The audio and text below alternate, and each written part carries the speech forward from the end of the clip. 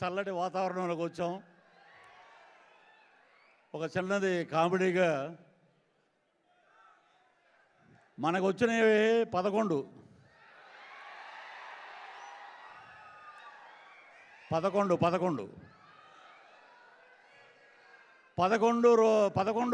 ఎంత అంటే 22.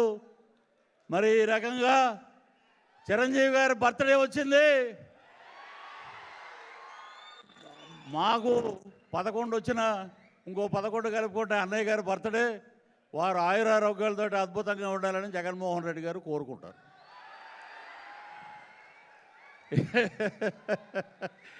ఒకటే ఒకప్పుడు అనుకునేవాళ్ళం మనం, ఎక్కడో స్వర్గం నరకం ఉంటుంది, అక్కడ ఉండదు. ఇప్పుడు కర్మ సిద్ధాంతం పక్కనే ట్రావెల్ అవుతూ ఉంటుంది. ఇది దేవుడి స్క్రిప్టు.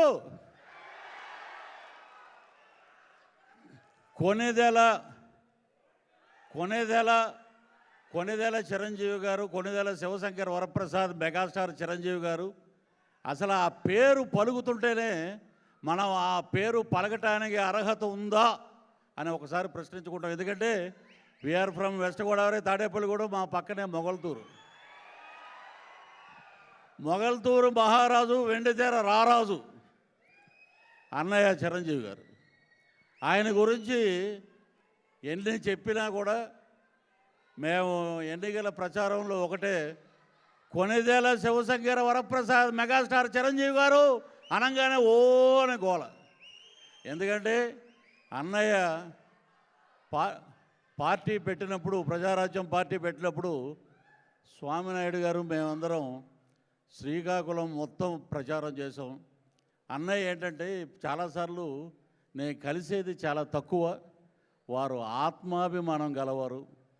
ఎవరు ఏం మాట్లాడినా కూడా వారి కర్మ సిద్ధాంతాన్ని నమ్ముతానరా నేను, ఎవడేమనుకున్నా కూడా వాడి దారిని వాడే పోతాడంటాడనమాట. అన్నయ్య రాజకీయాలు వద్దు, మనకి సినిమాలే కావాలనుకుని వచ్చేశారు. సో ఇది ఒక పండగ. ఆగస్టు నెలలో 6వ తారీఖు నా బర్త్డే, 7వ తారీఖు మా వైఫ్ బర్త్డే, 8వ తారీఖు మా పాప బర్త్డే. స్వర్గీయ శ్రీహరి మా మిత్రుడు 15వ తారీఖు. వీటి అన్నిటితో పాటు 22 అంకె, ఒక సంక్రాంతి, ఒక దీపావళి, ఒక దసరా.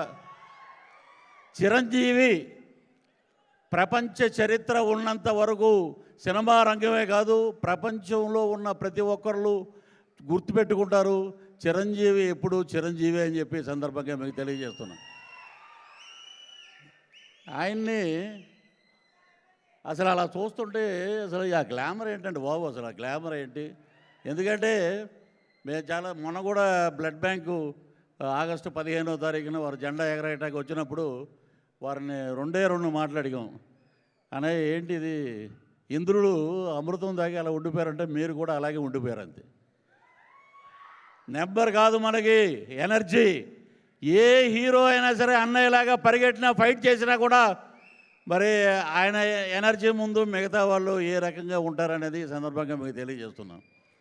చిరంజీవి గారు అందరూ చెప్తారు, చిరంజీవి గారితో మేము యాక్ట్ చేసాం, చిరంజీవి గారితో మేము ఉన్నాం, చిరంజీవి గారితో మేము కూర్చున్నాం అని మాట్లాడతారు. నేను ఎప్పుడూ చెప్పుకోను అలా బయట. చిరంజీవి గారు అయ్యప్ప మాల వేసినప్పటి నుంచి ఆయనతో పాటు ట్రావెల్ అయిన ఏకైక ఆర్టిస్ట్ ఎవరంటే నేనే. చాలా సందర్భాల్లో స్వర్గీయ డాక్టర్ ఎం ప్రభాకర్ రెడ్డి గారు, చిరంజీవి గారు వెళ్తే వారితో పాటు నేను వెళ్ళి దూరం నుంచి అక్కడి నుంచి ఆయన ఎక్కుతుంటే ఆయన చూసి ఆనందపడేవాళ్ళం.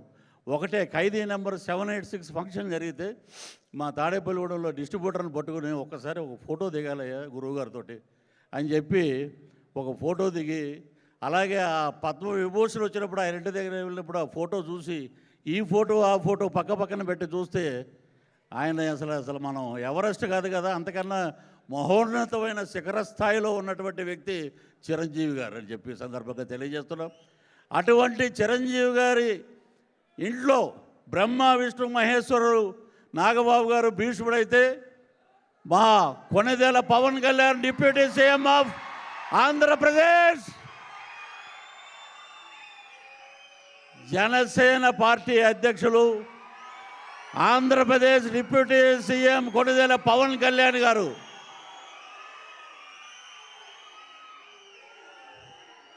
వారు చెప్పిన మాట ఈ సందర్భంగా మీకు తెలియజేస్తున్నాం.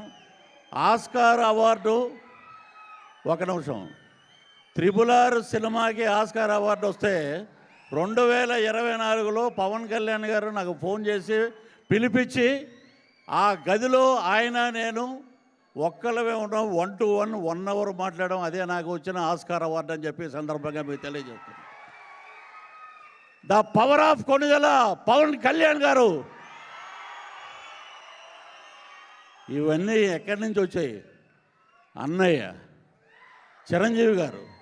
ఆ చిరంజీవి గారికి వచ్చి ఆయన పాదాభివందనం చేస్తుంటే నిజంగా కళ్ళు చెమర్చే, ప్రపంచంలో ఉన్న ప్రతి తెలుగువాడు గర్వపడే విధంగా అన్నదమ్ములు ఉన్నారంటే ఈరోజు భీష్ముడి పాత్ర పోషిస్తున్న నాగబాబు గారు. కానీ నాకు కోవిడ్ వచ్చినప్పుడు అప్పట్లో మరి చిప్పు మామూలుగా మరి మాట్లాడవచ్చో లేదో తెలియదు కదా, చిప్పు దొప్పినప్పుడు మనం ఎవరి మాట వినం, ఆ చిప్పు పని చేయనప్పుడు ఎవరి మాట వినం. అప్పట్లో మనం అటు వెళ్ళాం,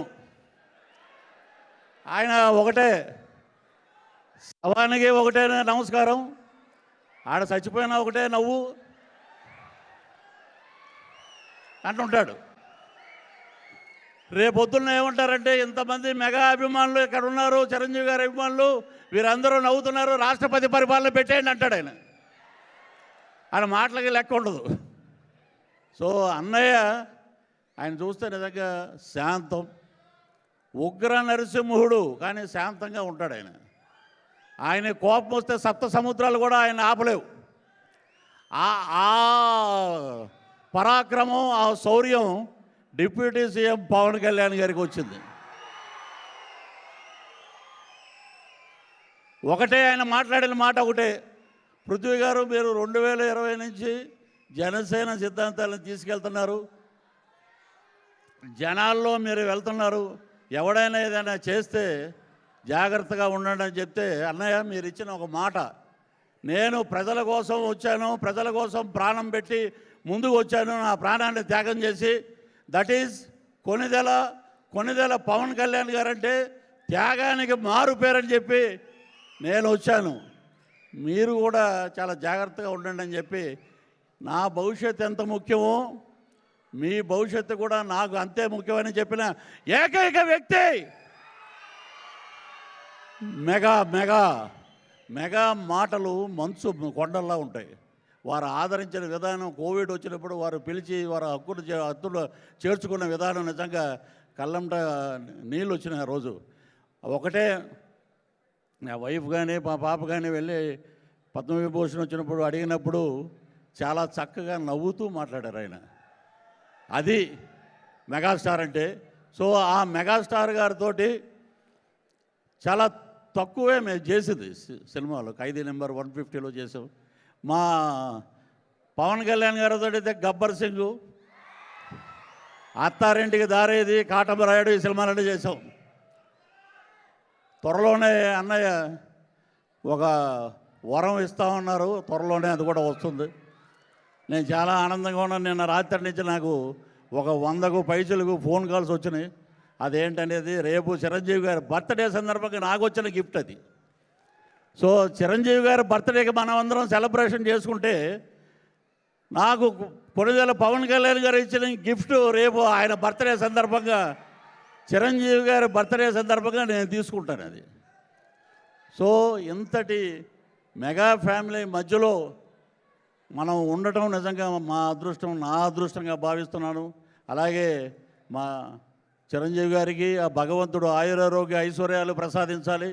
వారు నిండు నూరేళ్ళు ఆరోగ్యంగా చిరునవ్వుతో ఉండాలి. అలాగే నాకు కోరిక ఉంది, వారిని గవర్నర్గా చూడాలని, అది కూడా త్వరలో నెరవేరాలని మీ సందర్భంగా తెలియజేస్తున్నాను. అలాగే మా పవన్ కళ్యాణ్ గారు ఇప్పుడు మడత పెట్టాడు కుర్చీ. ఆయన సెక్రటేరియట్కి ఆయన ప్రమాణ స్వీకారం చేసిన రోజున నేను వెళ్తే అక్కడ ఉన్న ఐఏఎస్లు ఐపీఎస్లు అంటే ఇది వారి గురించి పొగిడి నేను చెప్పట్లేదు. పృథ్వీరాజ్ గారు మీరు పద్దాక కనపడొద్దండి సెక్రటేరియట్లో, ఎందుకంటే వారు ప్రజా జీవితానికి అంకితం అయిపోయారు. మళ్ళీ మిమ్మల్ని చూస్తే సినిమా గుర్తుకొస్తుంది. అలాగా ప్రజల గుండెల్లో నిలబడిపోయిన ఏకైక యువ నాయకుడు పవన్ కళ్యాణ్ గారని ఈ సందర్భంగా తెలియజేస్తున్నాను. అసలు ఆ కుటుంబాన్ని చూస్తేనే మన కష్టాలన్నీ మర్చిపోతామండి. ఒక పెద్ద ఆయన అన్నాడు, ఆ పేరు చెప్పకూడదు, చిరంజీవి గారు ఏమి ఇచ్చారు నీకు అన్నాడు ఆయన. నాకేమి ఇచ్చాడో నీకు తెలుస్తుందిరా రేపు ఎల్లుండో. చిరంజీవి గారు నాకేమి ఇచ్చారో రేపు ఎల్లుండో మీకు తెలుస్తుంది. ఈ సందర్భంగా స్వామినాయుడు గారు మొన్న నన్ను రాజమండ్రి పంపించారు. అద్భుతంగా అక్కడ మెగాస్టార్ గారి జన్మదిన వేడుకలన్నీ బ్రహ్మాండంగా చేశారు వాళ్ళు, బాబీ అని. సో అలాగే ఇక్కడికి రావడం నిజంగా మా అదృష్టంగా భావిస్తూ ఇంతమంది ఫ్యాన్స్ మధ్యలో నేను మాట్లాడటం నిజంగా నా అదృష్టం. చాలా మాటలు ఇంకా చాలా మాట్లాడాలి, కానీ నాకైతే ఆయన గుండెల్లోనే ఉన్నాడు ఆయన. ఒక లఫూట్ అన్నాడు, ఒక మాట లాస్ట్ అంటే ఒక మాట ఏమన్నాడంటే, చిరంజీవి పవన్ కళ్యాణ్ గారికి నువ్వు ఎందుకే కాలుకు దండం పెట్టావన్నాడు. ఆయన చూస్తే నాకు వారాహి అమ్మవారు కనపడ్డాడు ఆయన ముఖంలో, అందుకే నేను కాలుకు దండం పెట్టా. పదవి కోసం కాదు, ఇదన్నీ తెలుసుకుంటే చాలా మంచిది. ఈ అవకాశం ఇచ్చినటువంటి స్వామినాయుడు గారికి ఇతరత్ర పెద్దలందరికీ నమస్కరిస్తూ జై చిరంజీవ.